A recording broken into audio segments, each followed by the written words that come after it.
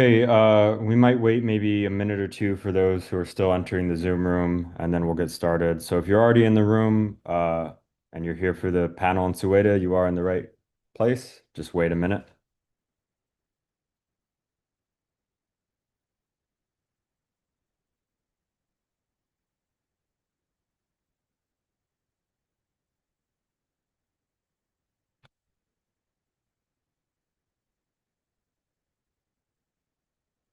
Okay, so as people come into the virtual room, I'll introduce the panel. Today's panel is Flashpoint Suwayda, What the Druze Uprising Reveals About Syria's Future. And of course, it's hosted by the Quincy Institute. And if you're not familiar with the Quincy Institute, we are a restraint-oriented think tank based in Washington, D.C., and we believe in a U.S. foreign policy more rooted in restraint, less so in military intervention, and that promotes diplomacy with the rest of the world to resolve differences. And today we have an excellent panel. And the guest of honor, of course, is Nabi Bulos. And Nabi Bulos is the Middle East bureau chief for the LA Times. And since 2012, he's covered the aftermath of the Arab Spring Revolution, as well as the Islamic State's resurgence and campaigns to defeat it. And he spent much of the last decade in war zones in places like Afghanistan, Syria, Iraq, Libya, parts of Turkey, Lebanon, Jordan, Yemen, and also Ukraine. And he was also on the migrant trail through the Balkans and Northern Europe. And he was in Suwayda basically at the height of some of the fighting between the new Syrian government, the Bedouin tribes, and the Druze militias. And he has written about that for the LA Times. And it's also notable that he was a Fulbright scholar, and he is a classically trained concert violinist. Um, and of course, we also have our own Stephen Simon, who's a senior research fellow at the Quincy Institute and a visiting professor at Dartmouth. And he served on the National Security Council as senior director for counterterrorism in the Clinton White House and for the Middle East and North Africa during the Obama White House. And he has spent decades in the U.S. Government before he transitioned to academia. And I am the least interesting person on this panel. I am the deputy director of the Middle East program at the Quincy Institute, and you can read my bio if you're interested. But let's get into this right away. I think a lot of people who are probably attending this know what Suwayda is, but just in case there's some people who don't, uh, how would you describe the governorate of Suwayda and basically the 1 minute overview, the 30,000 foot overview of what transpired in July and into August? Also, very simply, Suwayda is a governorate where you have a Druze majority, and the Druze are a sect that comprise a small minority in Syria, right? And they are basically centered in Suwayda province. Now, recently, I should say, in the past, under the Assad governorate, under the Assad government, right, there had been a modus vivendi which allowed Suwayda to function as its own independent government while still working with Assad in some fashion. After all that happened with Assad's downfall, right, there has been a move towards preserving that semi-autonomous status, right? But that was basically the background for what has been happening, these recent clashes between Bedouin clans and the Suwayda militias that have now risen into a full-out, I suppose, all-out massacre in the beginning, and now really just this war where you have a situation where it's Suwayda people want to separate and secede from Syria entirely. That's the 1 minute recap. Now let's step back for a second. The Druze are, correct me if I'm wrong, the Druze are a religious minority that came out of the 11th century during the Fatimid era. People sometimes simply portray them as an offshoot of Ismaili Islam. So sometimes they're derided as being Shia, but they're not Shia. They're their own secretive sect, the biggest population being in Syria, the second biggest being in Lebanon, and then a significant minority in Israel and a much smaller minority in Jordan. And uh, Muslims don't view them as Muslim, and in the case of Sunni Islamists, they view them in a heretical kind of way. Is that correct? Right. I mean, generally speaking, yes, that's correct. I would say that the more Salafist, the more hardline interpretation of Sunni Islam is what views them as heretics, more than, let's say, the more common strand of Sunni Islam. But yes, that is correct. And what was their role, digging a little deeper? How did they view the Assad regime and how did they view the civil war so far as their interests were concerned? So the fact is that these groups had lost. I mean, they didn't love Assad by any measure, right? I mean, the Druze had managed to, I guess, forge this kind of understanding with Assad during the civil war, where they didn't want to necessarily fight against his troops in the sense that they basically didn't want to help the Sunni dominated rebels, right? The idea was that the rebellion they were looking at was basically dominated by jihadist groups for the most part. And so there was a fear of helping them. And it should be said that you had groups, like Nusra, right, the precursor to the current government, that were actually attacking Druze areas, whether in Idlib and even in Suwayda itself back in the day. Also, Islamic State did the same at some point. So there is a fear of Sunni Islam, right, among Suwayda people, right? And that prevented them from, I guess, enrolling wholeheartedly with the revolution, right? But at the same time, they were still wary towards Assad. And so they had managed to stop any kind of incursion by Assad forces with the army, etc., into Suwayda, right? So long as they didn't work with the rebels, right? There was this understanding. And at the same time, right, their people would serve in the army, but only in their areas, right? So, again, they had managed to forge this modus vivendi with Assad. And the fact is, they were also administering their own areas, and there was like security from within the locals of Suwayda, and that was a big deal. Now, after the fall of Assad, right, again there was a move towards centralizing all these various groups and forces under Damascus's banner. But the fact is that people in Suwayda were saying, and they're saying it really from the beginning, that although they were interested in being, I guess, unified with Damascus, and though they were interested in enrolling in any future army, they would not do it under the current arrangement, where you have a temporary government that they feel is too dominated by one group. And in this case, obviously, um, the Sunni Muslims that are working with HTS, right, or the Hayat Tahrir al-Sham, which is the current government now. So it's a bit complicated in that sense. But the fact is that at its heart, it's simple, right? They want to maintain the arrangement they've had in the past, right? A sort of federalism, right? The Damascus government does not want to do that, and that was again the background for what happened, more recently. And to step back for a second, you referred to the Nusra Front. Of course, the Nusra Front, or Jabhat al-Nusra, was the Al-Qaeda offshoot in Syria from where Ahmed al-Shara, then Jolani, came, and then he broke off and began Hayat Tahrir al-Sham. And then, of course, some some minorities in Syria view those groups as two, sides of the same coin and are very skeptical about the new government. And in terms of minorities versus the Sunni Arabs of Syria, I think there's this simplistic view, at least in the West, that, well, the minorities liked Assad because he would protect them against extremist Sunnis, and it's that simple. Of course, during when the French administered Syria, they viewed the minority groups as sort of a bulwark against Arab nationalism, and in some sense, I think the Assad regime viewed the minority as giving his regime this kind of international credibility. Like, look, I'm the protector of minorities, and if it's not for me, you would have these extremists in power. But of course, the actual relationship between minorities and the Assad regime and minorities in the new government is a bit more fraught than that. They're willing to be part of a unified Syria, but they want to know their rights are going to be preserved. Do you think that's accurate? Well, the fact of the matter is that there is a tenor running through the rhetoric of the new government, which basically says that it's time for the majority to rule, right? Which is saying basically that for the longest time we've had a Alawite government. Now we want a Sunni Islamic government, right?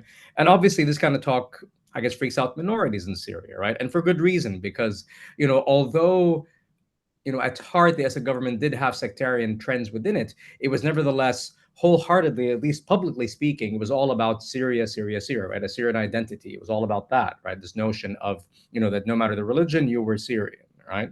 Now, we all know that in reality it was different from that, clearly. But at the same time, it should be said that the divisions in Syria were less sectarian than they were actually between the have and the have nots. So, I mean, you had Assadists, yes, right? But these Assadists were, I guess, culled from all over the country, right? They included Sunni Muslims, right? The Sunni Muslim merchants in Damascus and Aleppo. They included, some of the bigger merchants elsewhere. They included the Bedouin tribes in the east. They included the Alawites, obviously, and they included the Druze, right?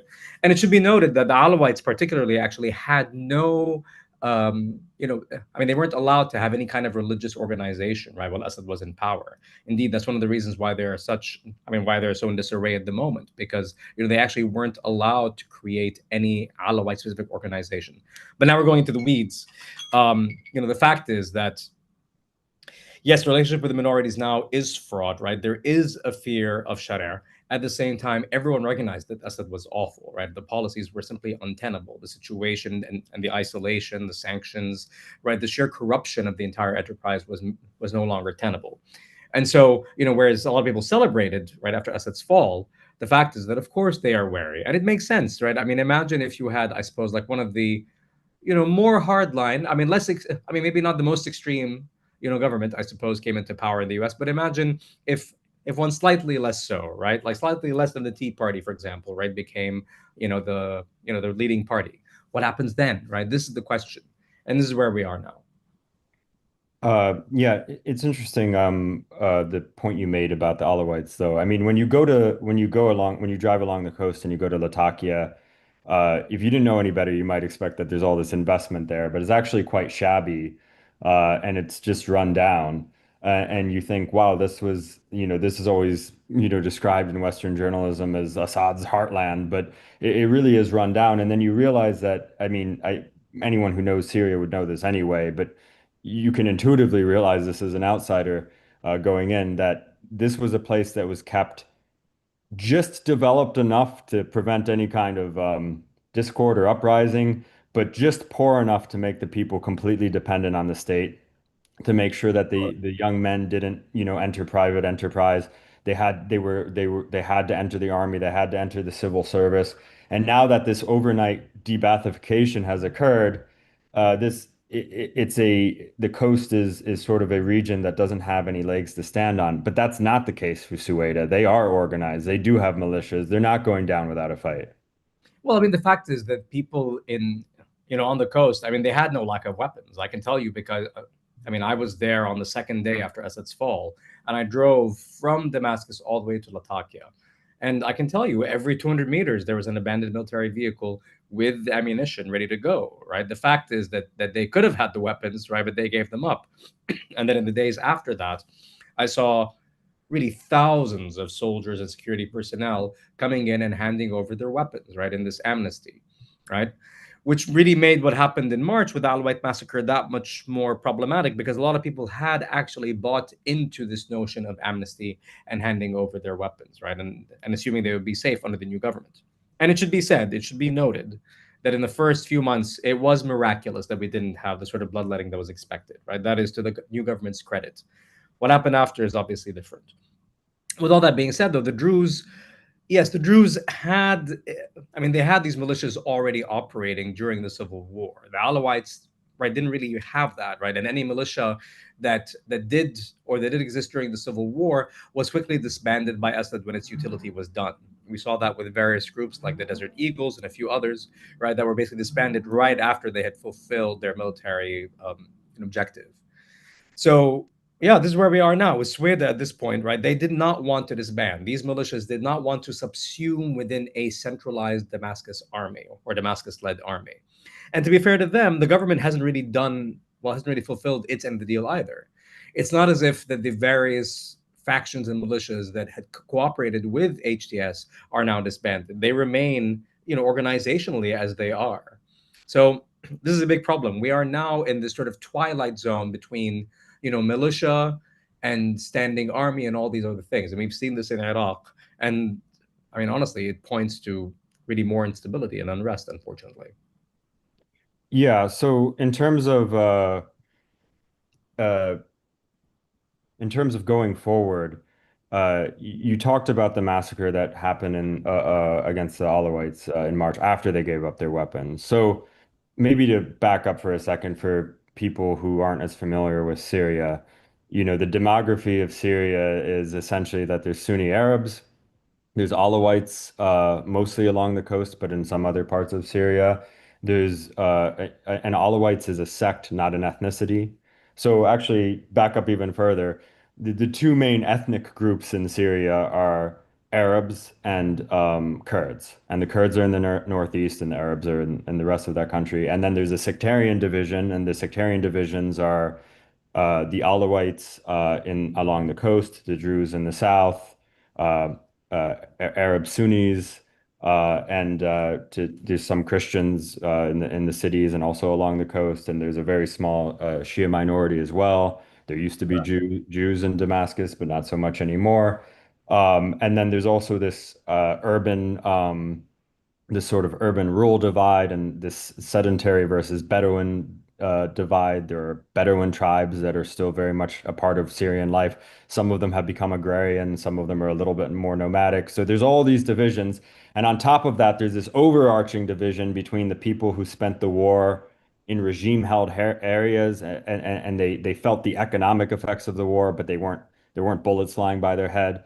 Exactly. They weren't. And then there were the people who were in places like Homs and Deir ez-Zor who really and who were in the north who really experienced the war in a real way, and in parts of Damascus as well.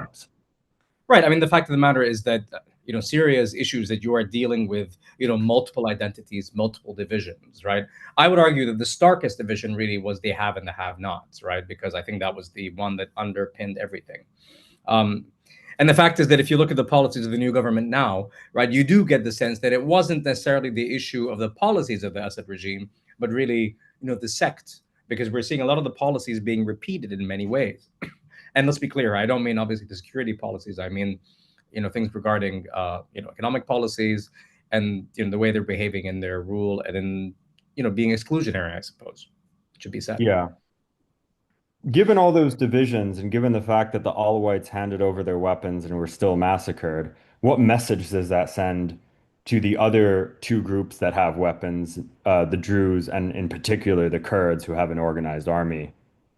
Well, so let's say a few things first, which is that Syria, right, as we know it as a territory, right, is necessary for its unity, which is to say that, any part of Syria that you remove from that, amalgamation, right, creates an economically unviable situation. So if you don't have the coast, Syria isn't viable. If you don't have the northeast with the water, right, and agriculture, it's not viable. If you don't have the north with Aleppo and the industrial areas, it's not viable. If you don't have Homs, right, as the artery, right, and the oil that comes, also there, right, then it's not viable. If you don't have Damascus with all of its merchant class and all that stuff, again, it is not viable. And the south also equally with agriculture and geographical links.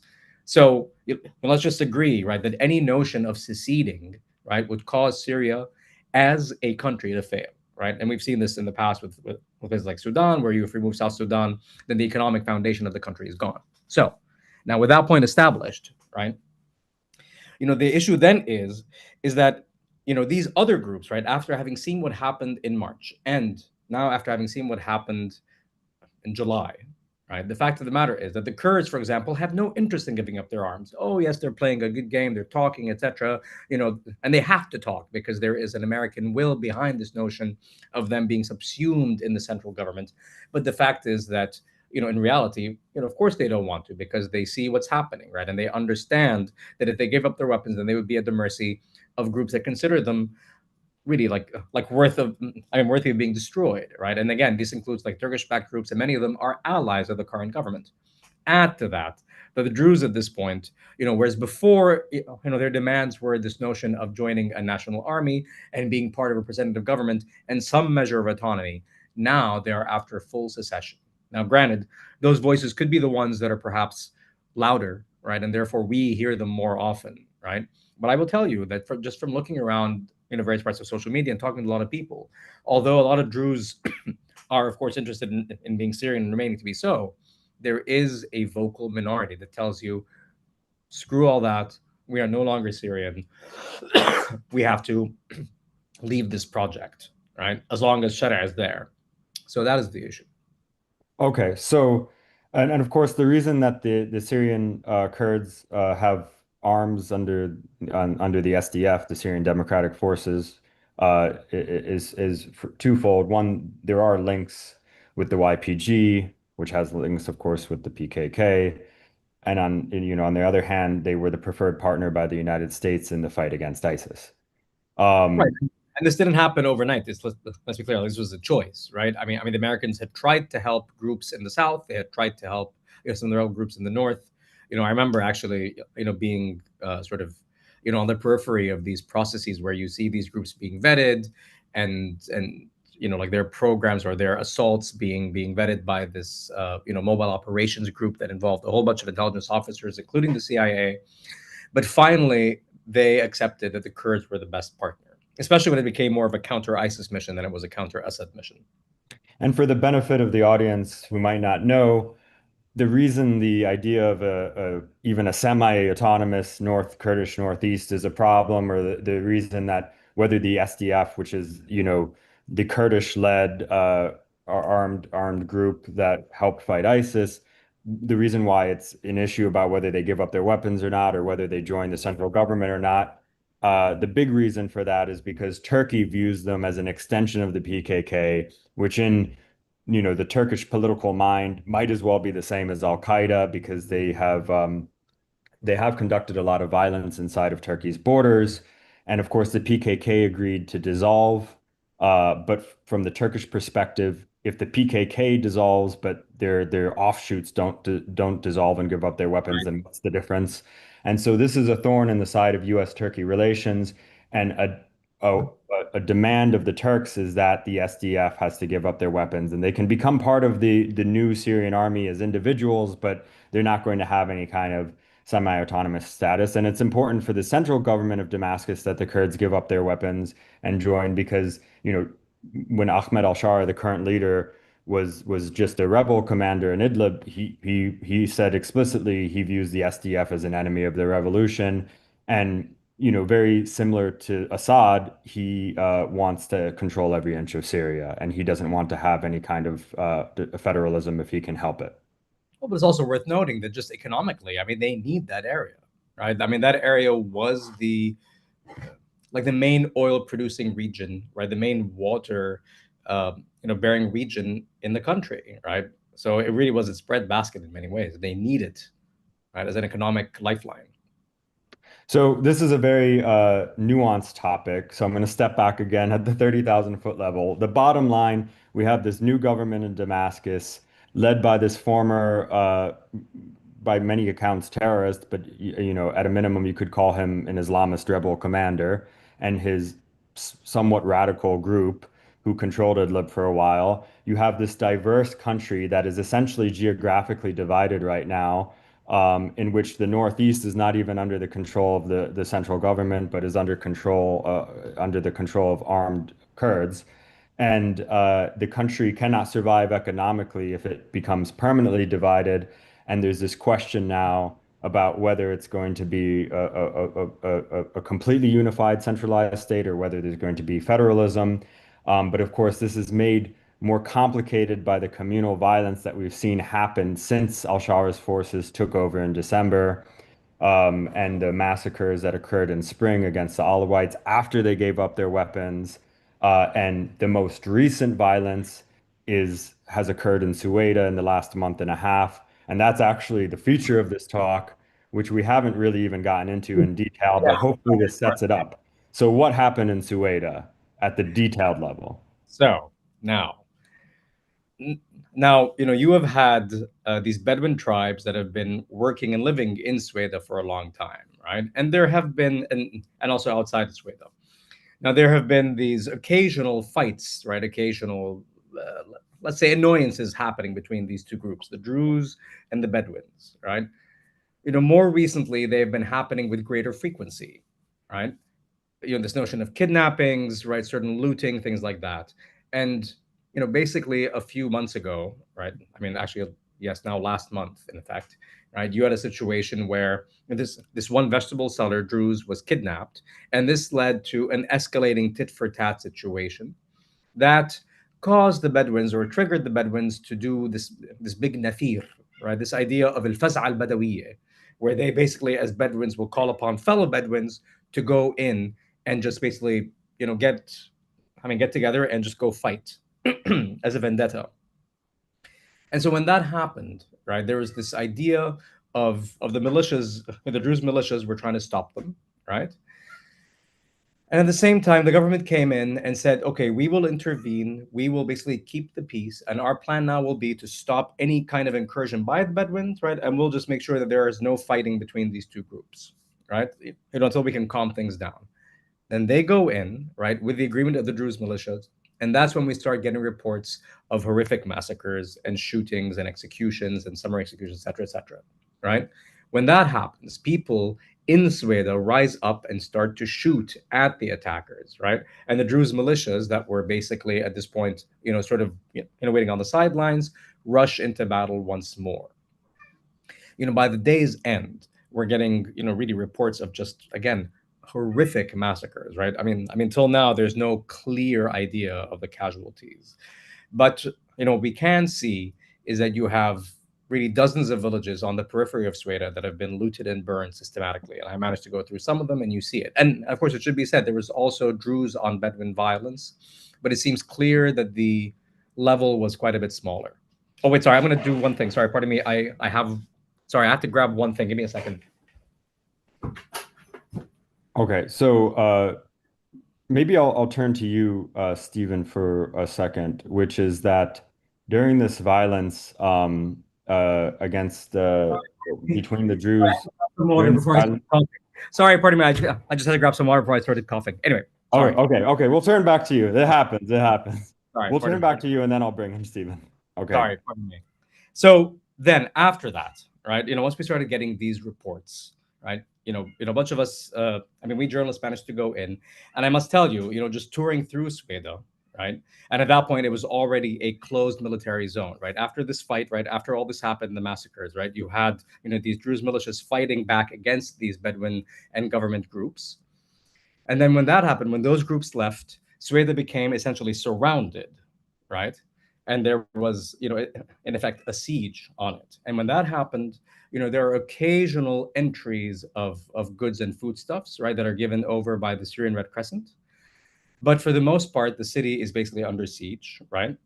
And right now, you have a situation where you have had mass graves, you have had mass killings, and people are obviously terrified of leaving the province, right? And at the same time, you have Bedouin, you have really, I think, hundreds of Bedouin families at this point that have been uprooted from around Suwayda governorate, and they too have had people that are kidnapped. And we are now at a stalemate, right? And the reason why we're at a stalemate is because although Suwayda is wholly surrounded, the fact is that Israel managed to intervene, right? Now, we'll get into that and the reasons why, before it's very, very complicated as well, right? Obviously, right, there are different trends at play here. But the fact of the matter is that this attack by Israel managed to stop any government troops from advancing into Suwayda itself. And that's something that the Druze militias were quite happy with. And that is what has led them to call for a union with Israel, right? A secession and being in a union with Israel. So right now, as it stands, we are in a situation where Damascus is trying to reassert control over Suwayda, and yet the majority groups in Suwayda are calling for a full-on secession and calling on Israel, right? At the same time, you have a larger feeling among many people that the Druze are now being traitorous because they called upon Israel, for help and to also fire on, areas of Damascus, right? And this also is happening with Israel's already larger expansion into areas beyond the ceasefire zone in the Golden Heights and elsewhere. So this is where we are. Okay, I'll give you a moment to hydrate because Thank you. you've been Thank on the you. spot for a while. And let's bring in Stephen. Stephen, as Nabi, oh, we have another panelist. Oh, As sorry. as Nabi said, Israel did engage in airstrikes against Bedouin positions in Suwayda at the height of the fighting. Israel, of course, this was broadcast all around the world, conducted a strike on the Defense Ministry of Defense headquarters in Damascus. Of course, when we were in Damascus every day, we would end up driving by that, and you can see the ruins of the building. I mean, it's a bit shocking to see right in the middle of Damascus. But Stephen, number one, why do the Israelis even care about the Druze at all? Well, it's a layered thing, like these other phenomena that Nabi has been describing. On the one hand, it's a domestic political issue within Israel. There's sizable, as you pointed out, a sizable Druze minority in Israel. The Druze generally have had a philosophy, historically, of rendering unto Caesar what is Caesar's, and establishing workable relations with whatever state happens to govern the territory they're on, and that rule, that custom applied to the way in which they dealt with the Israeli government when Israel was established in 1948. And it's more or less continued at this point. You have Druze that are prominent in politics in Israel and that actually, occupy the ranks of general officers in the IDF and the Israeli army. It's important, I think, politically in Israel to be seen for the state to be seen on the side of the Druze when they're under attack elsewhere in the Middle East, and Israel can do something about it. So there is that domestic angle, but there's also, I suppose, you could say, a strategic angle as well. The Israelis are not, I think, all that happy with the fact that Assad's successor is a reformed jihadist, or I mean, whatever you want to call him, has roots in that movement. The Israelis are very suspicious of this, and the Israelis are in a mode now where they're seeking to expand their security perimeter. You can see it in what they're doing in Lebanon and now in what they're doing in Syria, whereas Nabi has pointed out the Israelis are now bivouacked east of the old demilitarized zone that separated the Golan Heights proper from Syrian territory. Although technically the DMZ, the demilitarized zone, was on Syrian territory. So the Israelis are pushing their security boundary outward. Here is an area where they can leverage their contacts with the Druze and the fact that there are many Israeli Druze. So I think they're eager to do that.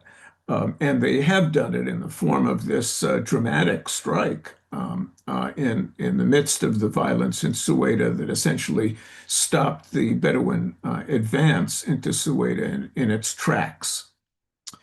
So the question is, and I'll leave it here for the moment, because Nabi will no doubt have interesting things to say about this. The open question is, so what is the extent of Israeli objectives here? Is it simply to establish a buffer zone and leave it at that, or do they have broader ambitions about exerting influence in Syria and, in fact, bringing the Syrian state into an Israeli sphere of influence? Before we turn it back over to Nabi, though, to react to that, I do have an additional question, which is we've seen this war of words between Erdogan and Netanyahu, and Israel-Turkey relations have been downgraded, and both of them view Syria with great importance. Israel for security reasons, Turkey also for security reasons because of the SDF and the Kurdish issue, and also because they view it, through the lens, and some might argue they view it through the lens of Ottomanism, and they view it as their backyard and a place they should have influence. Um, how do you think Turkey is viewing the Israeli willingness to conduct airstrikes in central Damascus and also assert itself in Suwayda? Well, the Turks have been very vocal about their unhappiness over this. And the Turks do have, as you correctly point out, I think, a proprietary attitude towards Syria and even the Syrian state at this point, the revolutionary state. So they having this attitude, they're naturally suspicious. Well, more than suspicious, they're naturally opposed to any growth in Israel's influence and control over events in Syria. And this is why people are looking, as far as I'm aware anyway, people are looking quite closely at the degree to which Israel tries to coordinate its own actions with those of the Kurds in the Northeast. That would symbolize a much broader Israeli thrust into Syria and a direct challenge to the Turks, which the Turks I would think would feel bound to resist somehow, although I'm not really sure how well equipped they are to do that. So, Nabi, first, any reactions you have to anything Steve said, please share. And also a question from the chat, which is there a relationship between the Druze and the Kurds? So, the latter question is easier to answer. Yes, there is. It is fairly new, but it is happening now. So there have been reports of economic exchanges where you have basically, goods that are coming in from SDF controlled areas, Kurdish controlled areas, in other words, to Suwayda through the desert, right? So we have heard of that. Is it large and is it, sustaining? That's another question, right? Obviously, right? I think it helps right now because of the situation, with the government under siege. But let's be clear: Suweda as an independent entity cannot exist. It has no economic viability, right? Now, just to go back to what Stephen was saying, also, I mean, the Turks have been hating the notion of the fact that they can't achieve any kind of air defense network in Syria. Indeed, they tried, right? I mean, their plan was to basically go into T4, which is this gigantic base in the center of the country, right? And use that as the central node of a wider air defense network. And the Israelis, well, really, they just bombed the crap out of the place to make sure it couldn't be used for that, right? Now, it should be said in the past, right? There was some kind of, again, I hate using this, phrase too often, but there was a modus vivendi between the Israelis, the Turks, and the Russians, and that took time to achieve, right? The Russians are still in some of their bases, at least the main one, and it's unclear when they will leave, but they have air defense capabilities there. At the same time, the stuff they had in Deir ez-Zor and other places has already been destroyed. In fact, I managed to visit a few bases where I actually saw the result of Israeli targeting because they had managed to wipe out wide parts of that arsenal, and their focus was indeed on the air defense network. So the Turks have their work cut out for them, and they intend to actually forge a new one. Why do the Turks want to have an air defense network? Does it have to do with Israel? Does it have to do with the Kurds? More to do with Israel, I would say, because the Kurds have no air force to speak of, and they can't really mount any kind of proper operation. I mean, the fact of the matter is that the air force they have is the U.S. Air Force, and that's why they've been so frighteningly effective, right? Um, with that being said, obviously Turkey obviously has designs on Syria insofar as it is the main backer of the rebels. You could argue it's the main political godfather of the rebels, right? And indeed, the rebellion exists because of Turkey, really, at this point, right? Let's be clear, right? These rebel groups have managed to stay in business because of Turkey, whether that's HDS or any of the others, right? They wouldn't have existed without Turkey's largesse and support. So, with all that being said, Turkey obviously has a stake with the new government succeeding, and also it is at some level forced projection for them, but also economic projection. I mean, they now have a large amount of refugees that have not returned yet, right, into Syria, and they do want them to go back. But at the same time, once they do, they want to make sure that they are the ones who are in charge of the rebuilding, that they're the ones who will get really the lion's share of reconstruction contracts, which promise to be quite a bonanza. Yeah, I'm gonna ask a stupid question and hopefully it doesn't get me barred from entry to Turkey. But why do you think from the Turkish perspective some kind of federal system with the Kurds having some autonomy in the Northeast is so unacceptable, especially given that they've managed to have decent relations with the Kurdistan regional government in Iraq? Well, because I mean, the fact is, they see them again as a shadow part of the PKK, and the idea is that if they give an inch in Syria, then it's going to open them up to the same thing happening in Turkey, and that's something they do not want. Right? It's very simple in that regard, right? Just as when you see, other governments in the region, for example, fighting, a government that comes as a result of revolution, right? The Arab Spring revolutions, right?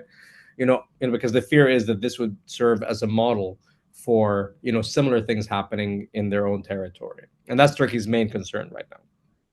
And that gets to another, issue that I think, you have these maximalist positions of these regional states because they view, you know, as the old saying goes, if you give an inch, people will take a mile. And I think that's really what they think is going to happen. And the same thing with Israel. somebody might point out that, okay, well, what weighs on the minds of most Sunni Arabs in Syria and the new government is not Israel, it's Iran. And the visceral hatred they have for Iran is at least seems much stronger than any feelings about Israel. And you might argue that al-Shara has been as conciliatory towards Israel as any revolutionary Sunni leader could possibly be, without undermining their own legitimacy. And yet it's still not enough for the Israelis because the Israelis view this in an almost zero-sum way. And they view it really as a matter of capacity, which is that al-Shara might be saying the right things today, but what if he changes his tune tomorrow? And we need to make sure that if he changes his tune, he doesn't have the ability to confront Israel. Do you think that's right? Well, at this point, I mean, it simply doesn't. I mean, let's be clear, right? You are talking about the wholesale destruction of Syria's major weapons arsenal, and that happened in the days right after Assad's fall, right? And the fact is that you're right, also in the sense that the Israelis could not have asked for a more like a more conciliatory, more open Sunni jihadist leader. Like, if you had to have one, this is the one you want because he again is making all the right noises. I think the problem is sort of the approach later on, right? The belief that force is going to work in the long term, right? I don't know if that will work because eventually, right? Eventually, Sharia will have to deal with a situation where you have, again, this increased presence of Israeli troops all over the country at this point, right? I mean, they were, committing, various attacks in other areas too, right? But in terms of actual territorial gains, they now occupy an area larger than Gaza in Syria, right? That's a big deal and it needs to be dealt with eventually. Um, there's also talk now about trading territory, where for example, you have a situation where Israel will give up one part that it occupies in another part of the Golden Heights for the lion's share of the Golden Heights. I would be surprised if any of that happens, but we'll have to wait and see. At the same time, I don't think it portends towards a maybe not I mean, there are no portents towards, let's say, a long-lasting, peaceful solution between the two countries, because the fact is at this point, Israel seems to not be interested in that. It is able to control the heights of Mount Hermon. It is able to enter at will into various parts of Damascus, as we can see.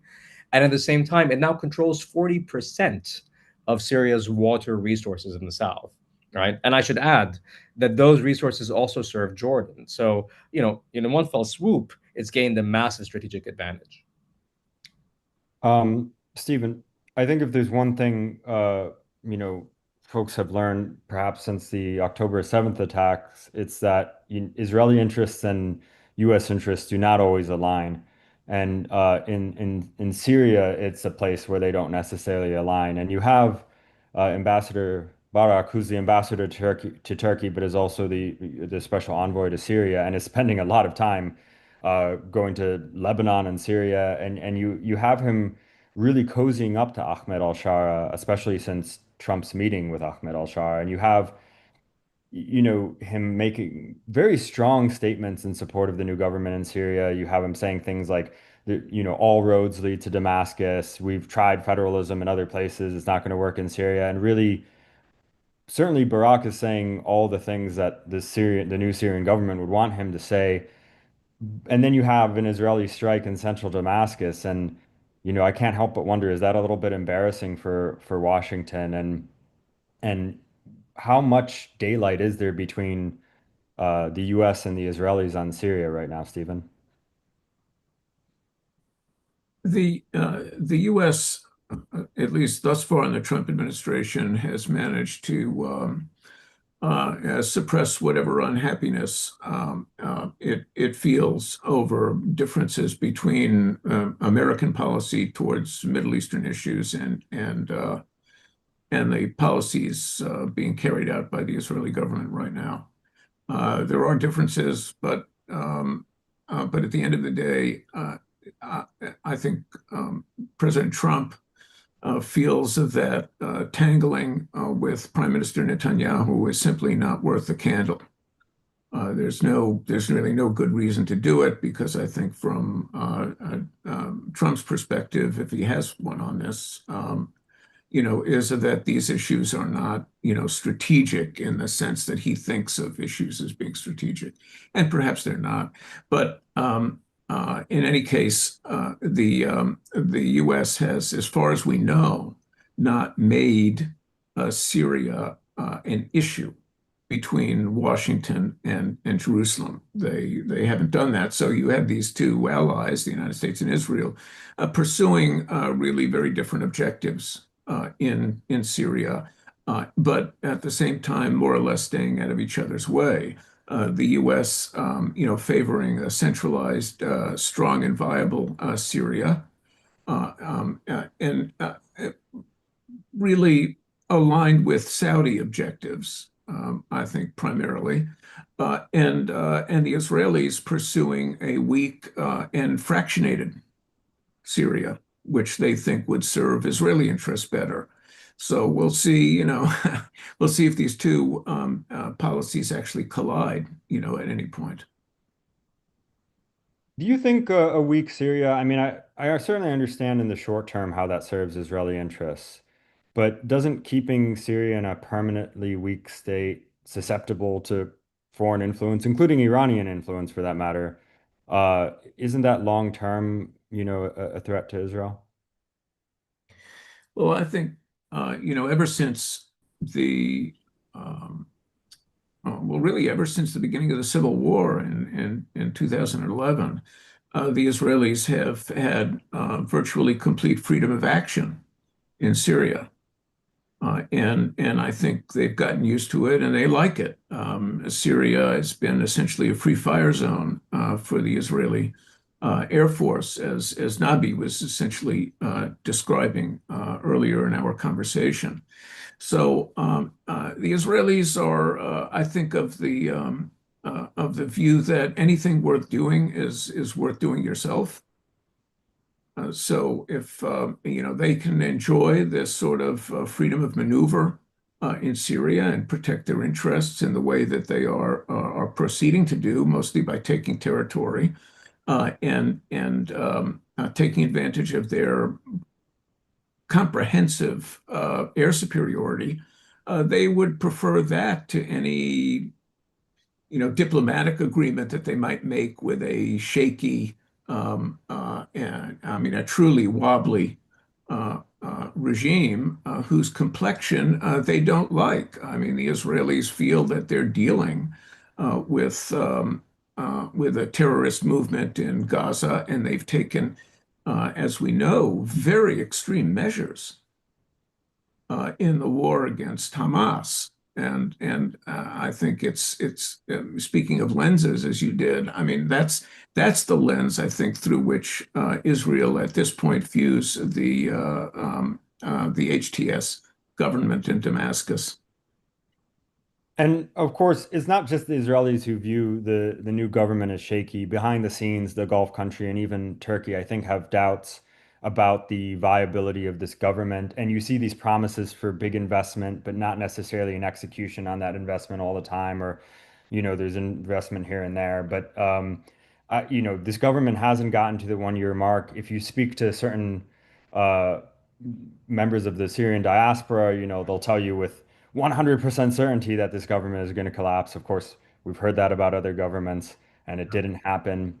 And in some sense, it's kind of amazing what this government has achieved. It's very easy to be negative, but there is, when you're in Damascus, it feels relatively normal. Yes, the outskirts have a lot of crime, but I'll point out maybe this is a stupid point, but even American cities have a lot of crime.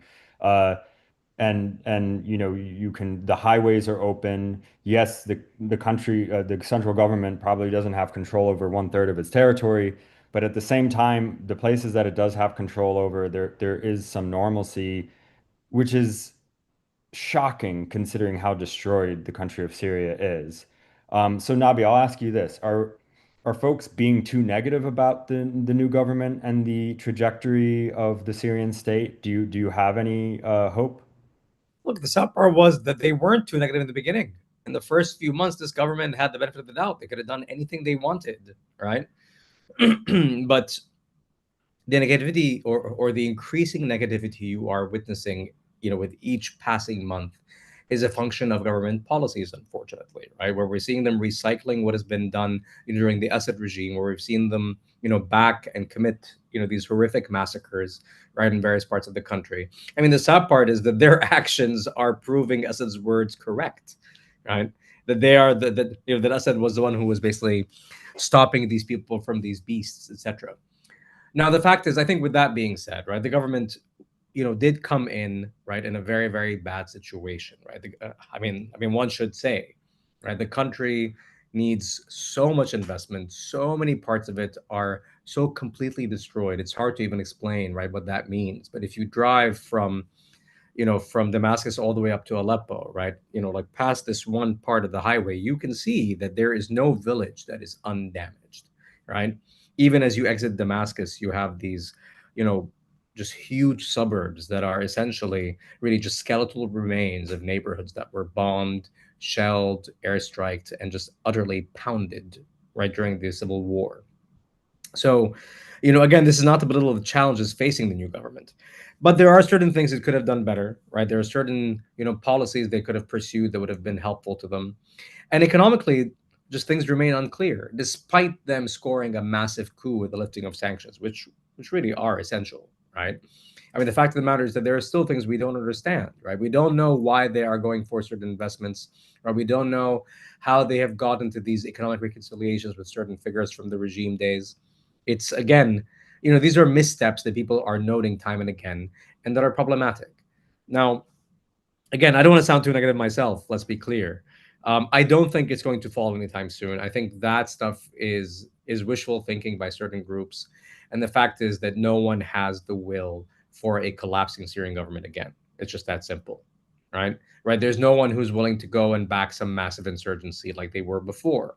And I would remind everyone here that the reason why there was an insurgency was because it had wide scale international support, right? At least in the beginning, in Turkey and Jordan. It does not have that now. Well, these flare-ups we've seen in Suwayda and along the coast, of course, they're terrible for the residents, and in some cases, they've really just resembled pogroms, or we could just call them pogroms. Um, but they don't, well, apart from for Israel in Suwayda, they don't necessarily have these far-reaching consequences. But if there was a real standoff between the new government and the SDF in the Northeast, or and we've already seen some fighting in Deir ez-Zor, that would have serious regional ramifications for Turkey, for the United States, for the fact that there's still U.S. troops in Syria. How likely do you think that is, Nabi? So the fact is, I think that once you have, again, the first, American F-15EX that launches into the air, right, that scrambles and drops a bomb, that's going to stop any kind of massive advance. Let's just be clear right there, right? That as long as you have U.S. air power in there, right, like you're not going to see any situation with these troops really going in and uprooting the SDF, right? Now, if Turkey decides to go in wholesale with its drones and things like that, then that's a different thing entirely. But then we're talking about an apocalyptic scenario. But I should say this, right? Even if we don't reach that point, right? A chaotic Syria is bad for the region. I mean, just look at its location, right? Syria is bordered by all of these countries, by Jordan, Iraq, Turkey, Israel, etc. Right? It's not that simple to ignore Syria, right? And the fact is that over the last 14 years, it's been a black hole because of the civil war. But in the meantime, it became a massive drug area because it was a transit zone. Now we don't know what's going to happen, right, with the situation. But I will tell you this much: that again, a chaotic Syria would have ramifications elsewhere, as we have seen in the past with the migrant crisis in Europe, and what we've seen in Jordan, Iraq, and other places with their unrest, with the rise of ISIS again, and that would again embroil U.S. troops into this. So yeah, it would behoove us to be smart about it and to make sure it doesn't fail. And to be fair to the US, it has moved towards that, right? I think it hasn't pressured Israel enough in terms of restricting what it does. I think that part is certainly true, right? That it should be restricted in what it does, especially if it's using American weapons to do so, right? And American capabilities, which it is. At the same time, I think the US has the right instinct in terms of lifting sanctions and giving the government the best chance it can. Granted, it's distasteful because it's a jihadi government in its origins, but they are making the right noises, and it's worth, well, seeing where this goes. Yeah, so actually, let's talk about the sanctions for a minute, Stephen. The Trump administration lifted some sanctions, essentially suspended other sanctions. A lot of, I mean, what it really means on the ground is that governments are willing to invest in Syria now because they can take that kind of risk. The private sector is still hesitant to invest because they're afraid of a reversal, and then they're going to, essentially get a stop work order, and it will cost them a lot of money, and the cost of compliance in Syria is not worth necessarily their investment or what they're going to get out of it. And it's not, for various reputational reasons and structural reasons, it's not even necessarily an attractive investment to begin with. Nevertheless, I do think it was a brave decision by the Trump administration, whatever its motivations were, to lift sanctions and to try something different. Because in the past, and you can see this in Afghanistan, the approach with sanctions with a regime that the U.S. might be suspicious of is, well, if you do X, Y, and Z, then we'll lift the sanctions. And, and then that regime thinks that the goalpost is going to continuously be moved, which it probably would be. And so sanctions are never lifted. The behavior of the new regime doesn't change. And if anything, they become accustomed to living under sanctions, and the elites of that regime are fine, but the people are not. And I think the Trump administration thought, well, let's do something new. But if you spent a long time in government, Stephen, if you were advising the Trump administration right now about what to do in Syria, what positions to take, how much should it even be involved at all? What would be some of the things you say if you were speaking to Ambassador Barak? I'm largely in agreement with everything that Nabi said about the direction of U.S. policy. In fact, I'm a bit concerned that we might be twins separated at birth, and we've only just discovered each other. Nabi, I mean, you're prettier than I am, so it's possible. yeah. Yeah. I do agree with Nabi's analysis. I think on the whole, U.S. policy has been salutary from the perspective of American interests, not just the condition of Syrians on the ground. We are in agreement there. I think where the United States needs to make some adjustment is probably in two respects. The one. Uh, doesn't relate to sanctions, but rather the question of American support for centralized rule in Syria.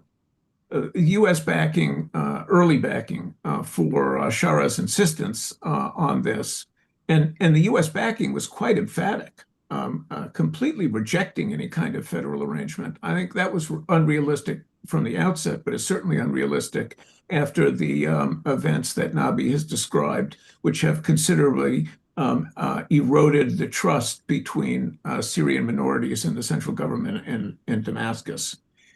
First, the U.S. itself has to climb down from the tree that it's climbed up on the question of federalism versus centralized rule, and then having done so, find a way to work with the Shara government and leverage the goods essentially that the United States has supplied to that government and the backing that is supplied to get Ashara to climb down from his own tree on the question of centralized rule and to explore different arrangements that might be closer to federalism. Now, Ambassador Barak has recently said, in fact, he just said, I think, that the United States should be encouraging, or rather that Syria should be looking at something um, uh, looser than centralized rule, but he said short of federalism. Now, I don't know what that means. I don't know what Barak's team is thinking of as something that is between centralized rule and federalism. But anyway, it's a good sign. It shows that Washington, or at least Ambassador Barak's operation, is paying close attention to what's going on in Syria and has its eye on the ball. So I think that's all to the good. The second issue is the U.S. and the Kurds. I think it would behoove the U.S. to clarify its views vis-a-vis the Kurdish relationship with the state. I think that's a tough row to hoe for the United States. It's complicated militarily, strategically, diplomatically, and so forth. But I think the U.S. needs to come to grips with that. And I don't know what the answer would be, but I think they need to be more articulate and transparent in a sense about what Washington's views are about the relationship or between the Kurds and the state of Syria.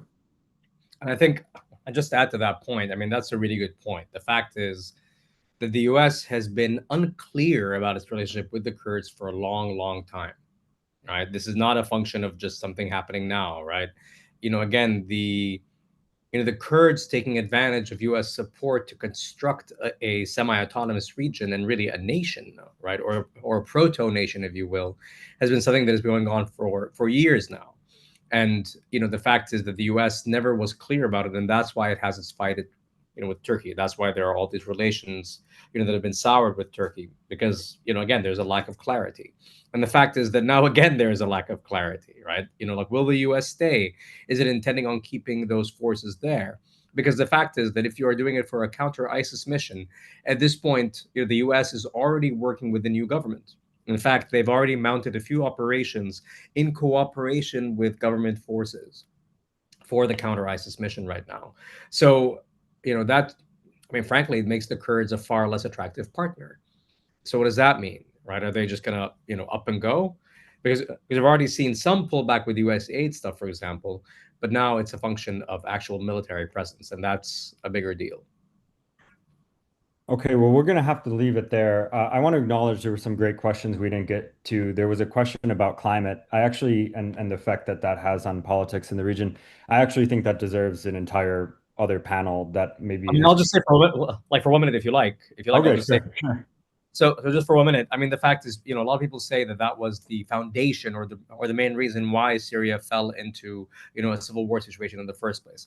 I think that's perhaps oversimplifying it. But with that being said, right, again, as I mentioned, Israel now controls 40% of Syria's water sources in the south. You also have it now with the knife on Jordan's neck, in effect, with the water situation, because Jordan, I think, is the second poorest water country in the world. So, with all that being said, yes, I think climate is essential. Water is going to be at the heart of that. We can expect, water wars or water motivated wars to increase in the coming years. Happy times. And we're seeing a water crisis play out between India and Pakistan right now too, with the flooding and the release of dam water and things like that. Um, Exactly. So maybe we'll do a panel on that. But for now, we have to end. There's two events coming up if you guys want to join. One is a webinar on September 3rd at 11 a.m., which is a book talk about what national interest means after globalization. And that's with Philip Cunliffe and our own Zachary Pakin. And another is on September 30th at 12 p.m. I'm sure there will be more events between that. But these are scheduled right now, which is a book talk with the historian Tan Mient Yu, which I'm sure I've pronounced incorrectly. And that's with our executive vice president, Trita Parsi. And that's a more nuanced book talk, but you guys should go to the website and read the description. It looks quite interesting. And so, anyway, thank you for those who joined today. Thank you for your questions. Sorry for those I didn't get to. And thanks to our guests. And if you want to read Nabi's writing, then just Google his name, LA Times. His Go to the art, LA Times. yeah. And his articles have great photography that come along with them, and they're quite narrative and they're very interesting reads. And they're not just about Syria. Indeed. Thank you for having me. I appreciate it.